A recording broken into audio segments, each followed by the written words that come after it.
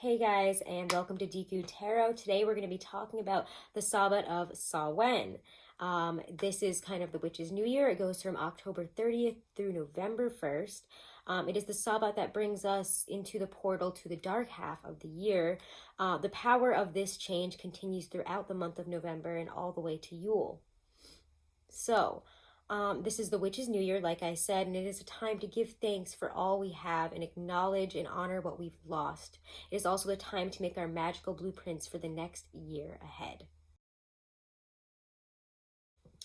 Magically, if you design your entire Samhain ritual celebration around a magical goal, a vision of how you would like things to be throughout the coming year, you can project a clear and powerful intention. In essence, if you are seeking prosperity in the coming year, all decor, costumes, ritual accessories should be focused away from spooky and grim and more towards the joyful and elegant. So gold and silver, some play money to put on your altar, pumpkins with magical symbols, glittery, shiny candles, favorite foods, anything that has a prosperous and joyous feel to it are good things to include in your ritual. Not so much, Friday the 13th or Halloween, like horror things or murderer things or anything scary or spooky, anything that elicits fear and horror. I would try to keep away from it. Even like, I wouldn't say, I think you can use like cute bats and stuff though, or like a cute skull if it's not like doesn't give you the presence and energy of death and horrible things.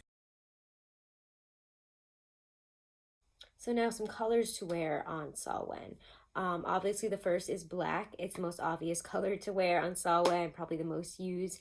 Black is great for neutralizing outside energies. It's the color of psychic protection, and it's also a very stabilizing color associated with divination, which might come in handy in your wardrobe when the veil between these worlds is very thin. Gray is a really ghostly color, but it's also associated with the spirit realm. So if you want to, you can wear gray to enhance the balance, visions, and dreams, as well as your connection with spirits. Orange in all of its wonderful shades is the color of harvest. If you don't look really great in the bright orange, try more of a golden or deep pumpkin shade, or use just an orange or goldish accessory. Okay, it's a color that breaks down barriers, represents happiness and strength, and we really need it to build up and see through to the winter months. Okay, purple is a color that is sometimes associated or has more recently become associated with Samhain. It's more of in the secular celebration of it, but it is known for spiritual protection, psychic powers, and it's been known for that for the ages. So you can really help to heal emotional wounds as well by wearing purple on Samhain. So let's talk about how to bless your costume or outfit for Samhain. So first, choose your outfit, choose your costume that fits your intentions for the year. Place the outfit on an altar, hold your hands over it, and visualize the end result of your intention. Infuse as much intention, emotion into this visualization as you can, visualizing the way you want to feel when your goal is achieved and the mentally willing this power to flow down through your arms and hands into the costume. Fix in your mind that this energy will stay in the outfit until you choose to release it in the ritual, and also that the energy will remain intact, unaffected by any others. So this way it can be it can be worn out in the world without worry of its power being diminished. Try not to compartmentalize your magical and regular life. Allow them to, work hand in hand. Be okay if things change. There's Halloween. People want to go to parties, do other things. Try to make time for the ritual, but know that you have from October 30th through November 1st. So you have a few days, and if, things come up, family, friends, etc., things come up that you can't really control, it's okay. Do not freak out.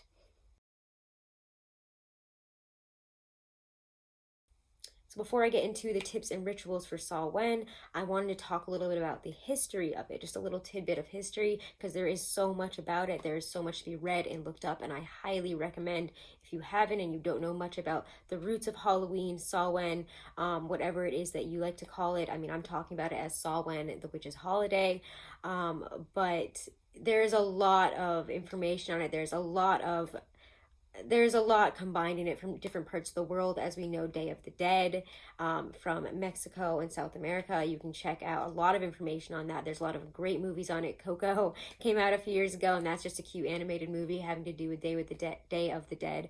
But there is a lot of Dia de los Muertos up in the mixing pot of Samhain. So you can check that out as well. I'm just going to read a couple little things, a couple little notes that I kind of took down that were interesting about the UK, and Scotland. And if you haven't looked into the history of witchcraft, the history of especially witch hunts in Scotland especially, I highly recommend going and looking it up. They have some great lore podcasts on it as well. It's just crazy. It's insanely bloody. If you think that the Salem witch trials were bad, I mean, it is nothing. It's nothing compared to what happened in Scotland several times. So I thought I would talk a little bit about the UK history with Samhain, or Halloween, All Hallows Eve, All Souls Day, whatever you want to call it, and whatever it has been called. It's been called a lot of things and has a lot of names, including Cabbage Night, which I will get to in a second.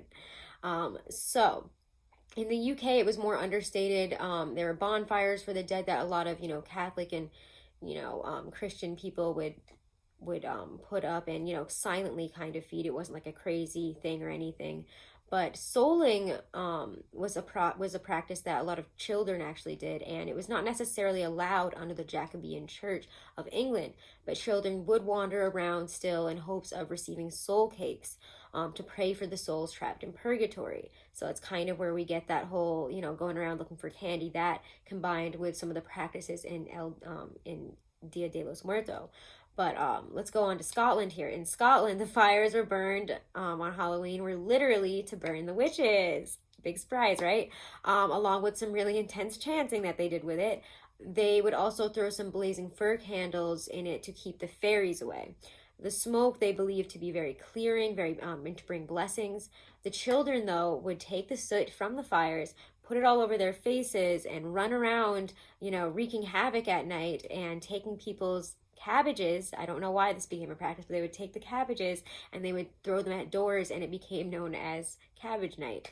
So just a little interesting tidbit. And again, there's so much history on it. I feel like you could go on for hours about the history of Samhain. So I just wanted to bring up a couple little things, but I highly recommend looking more into it. I highly recommend, checking out what the History Channel especially has got in terms of docs and other things. There's a lot of information about it out there that's extremely interesting. Let's move on to some go-to tips now, okay? So if you work in an office or a place where you can bring flowers, I would recommend bringing marigolds or rosemary, or even both, and putting them on your desk, or just bring them into your home no matter where you are. If you can bring flowers with you, those are great flowers to have. It gives the message to your spirits of loved ones who've crossed over, to let them know that you're thinking of them on Samhain. You can also bring some pomegranates are great to have during this holiday. I highly recommend putting it on your altar. If you don't know the story of Persephone going into hell with Hades, and all the story, and the lore and all the interesting spiritual significance that is the pomegranate, I would recommend looking it up. But if you can bring a snack or have a pomegranate, have those pomegranate seeds and pumpkin seeds along on your daily travels on Samhain or around the days. They're both connected to the underworld and also represent fertility and love. The pumpkin seeds are full of abundance magic as well. So focus on these properties while you enjoy these delicious snacks there, okay?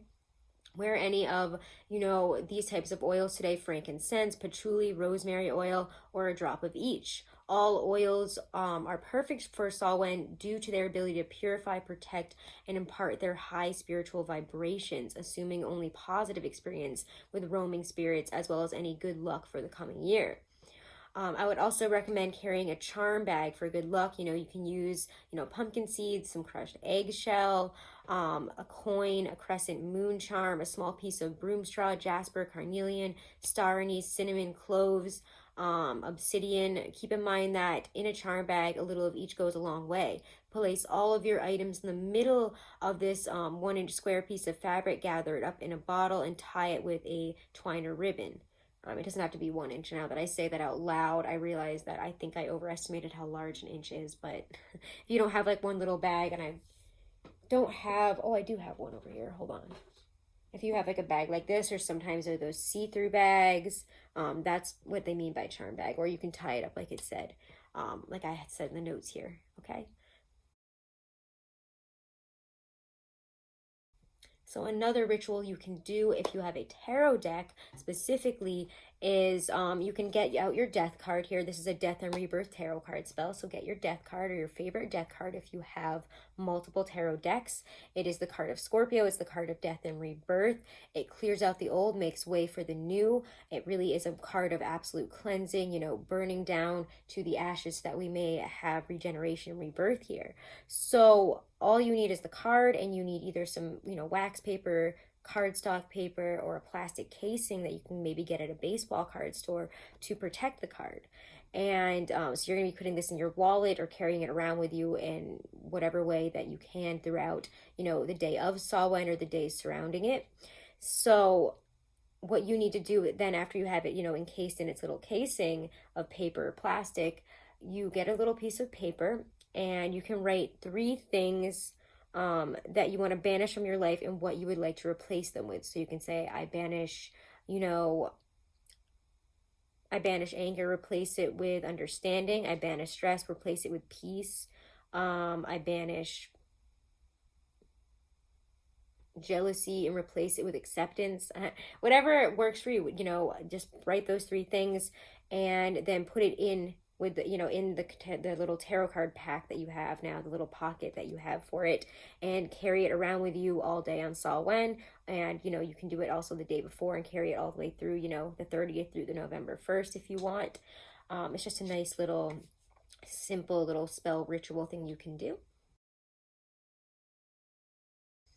And for stones for Samhain, let's talk about some of the stones and some of the jewelry that you can wear. Skull jewelry is great because it reminds us that life is beautiful yet impermanent, and you know, it can be a really great talisman for that type of remembrance, okay, and type of reminder. So if you can, you know, if you have skull jewelry, you can, you know, wave it through some incense, wave it through some sage or palo santo to kind of cleanse it and bring that wonderful energy in. And some of the stones again that you can use here are carnelian, jet, moonstone, jasper, bloodstone, obsidian, onyx, or any type of fossil stones like ammonites are really great. And you should wear them or carry them around with you on that day, preferably having them touch your skin. And if you want to bring in that energy, wear it on the left side. If you want to be putting out that energy, try to wear it on the right side. So that is my little bit of everything for Samhain. If you want a more in-depth ritual, if you're looking for a ritual to go through, I can send you it. Please email me. I'm going to be, you know, kind of having my typed out big ritual selling for like $4.99. So if you want to PayPal me $4.99, I will send you that. Just please email me first and let me know that that is what you are looking to get. Also, guys, again, if you want to get 20% off of any Teespring order, use the code Witchtober. I have a new little witchy design. I'm going to try to make some more. It's just been really busy, guys. Life gets in the way. This isn't the only thing I do, so it gets kind of crazy sometimes, and I can't keep up with everything. So I want to say thank you to all of my subscribers and those of you who check in on the dailies and check in on the monthlies. And yeah, guys, if you want to see more content on Sabbats and more in terms of, you know, witchcraft, Wicca, paganism, please let me know, and let me know some of the questions that you have. I'll take that into consideration when I make more videos, okay? So thank you so much. Have a wonderful and blessed Samhain, and do go check out my Instagram for other daily readings, as well as pick a card stuff for the end of October messages, okay? So thank you guys so much. Have a wonderful and blessed Samhain. Namaste.